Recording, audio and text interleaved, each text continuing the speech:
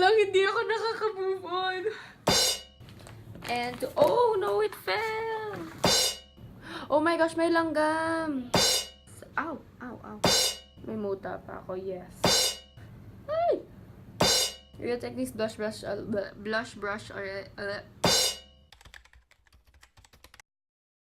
What's up guys and welcome back to my channel. So for today we will be doing my everyday makeup tutorial.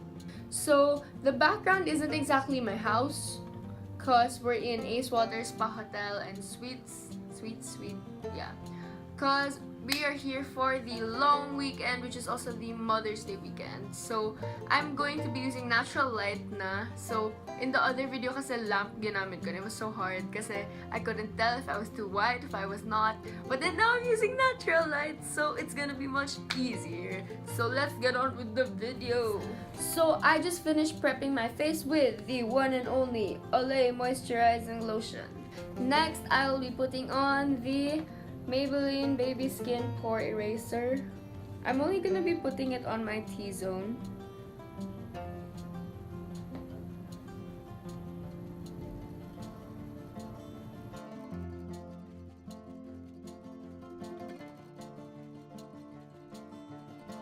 Okay, so guys, next I will be priming my eyes with the Maybelline New York Fit Me Concealer in the shade 10.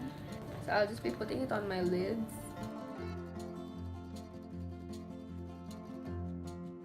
And to blend that all out, I will be using one of the Powder Puff sponges. Okay, so I will just blend that out now. So now we're gonna start with the eyes, and for the eyes, I will be using the Nubian by Juvia's palette. So we're gonna start off with the top shade, and I'll be using the Real Techniques base shadow brush. So I'm just gonna load my brush with that and tap it, then put it on my crease.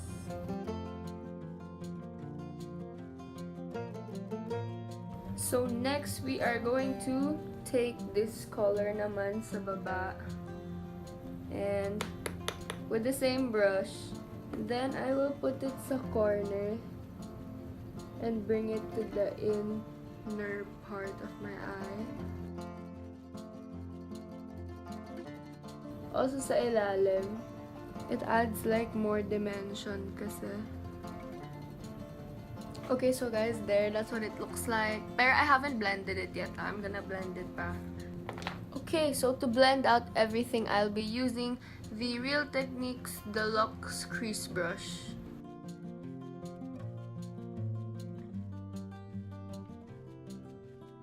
Sorry kung medyo awkward yung position because I have to lean forward para kita niya, diba? And then like, kasi nakapupuan lang ako. And like, yes. So now I'm going to be concealing my eye bags, and to do that I will be using the same concealer, which is the Maybelline New York Fit Me Concealer in the shade 10. Triangle.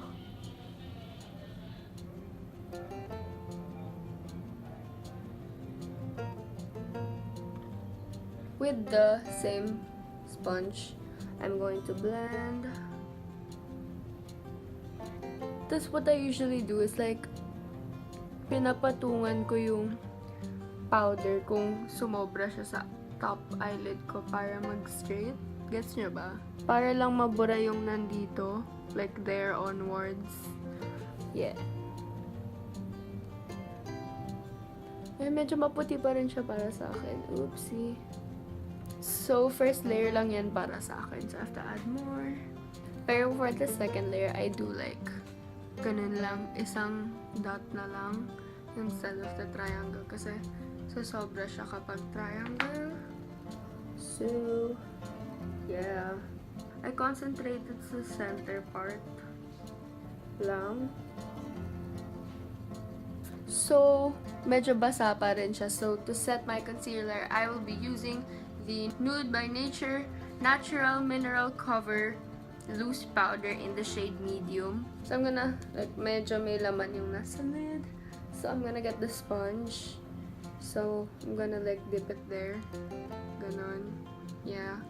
And then, I'm just gonna pat it on there. This is a tinted powder, by the way. So, may shade siya. Yan. So, iwan ko muna siyang ganyan. So, now, I'm going to like brush it off with the Real Techniques blush brush. So, I'm just gonna like sweep it outwards now.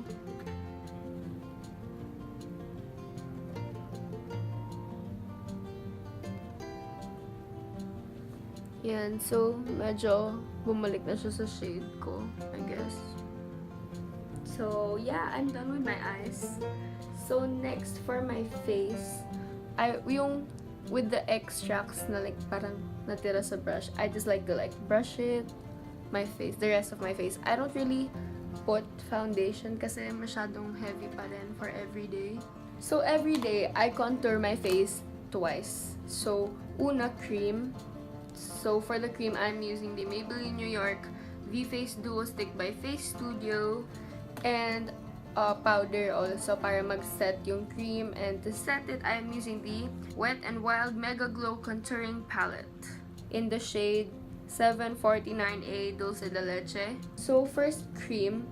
And I'm going to contour my cheekbones. So, medyo paataas siya kasi like para umangat yung face ko. And then also my nose.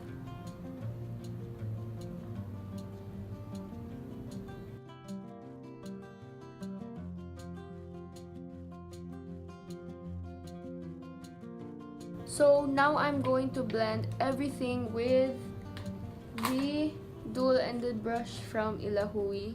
I'm gonna use the bigger side for my cheekbones and this, my forehead, and then the smaller side for my nose.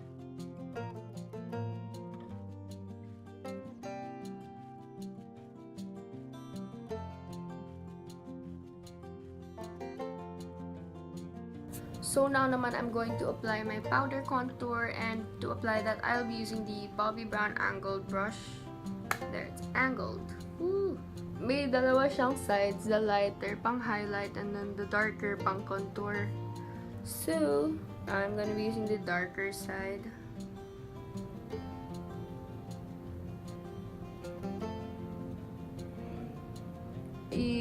Aangat ko siya dito sa gilid. So, parang siyang L. For my nose naman, I'm gonna use the smaller brush ulit.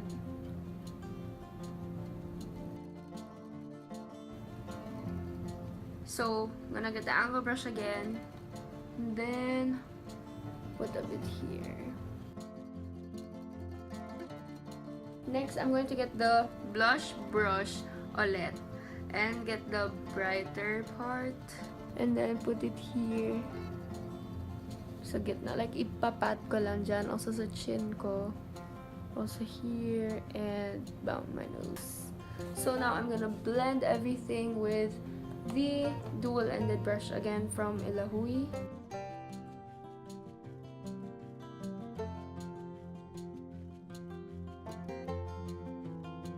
So with the blush brush, I'm going to spread out naman yung powder na nilagay ko kanina.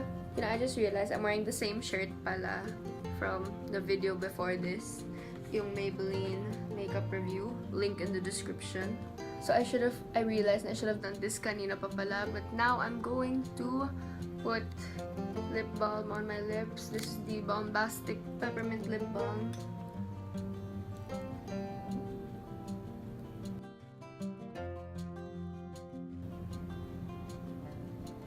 Okay, so now we are going to do my highlight, the Maybelline New York Master Strobing Stick.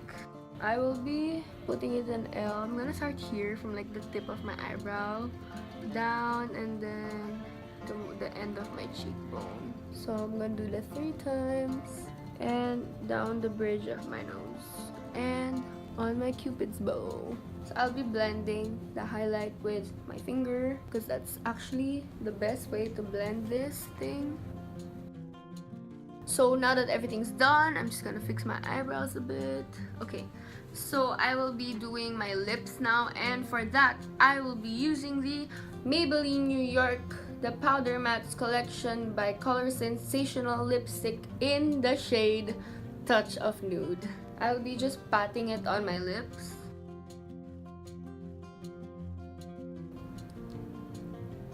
So after that, I will be putting on the Akis, I'm not sure if this is Agis or Akis actually. Akis B Mini Gloss. I like this kasi hindi naman ako nag-lip gloss actually. But then when I tried using this, oh my gosh, I loved it. There. So yeah, nagsha-shine na rin yung lips ko. So I'm just going to put my hair down and I'll show you all the finishing look.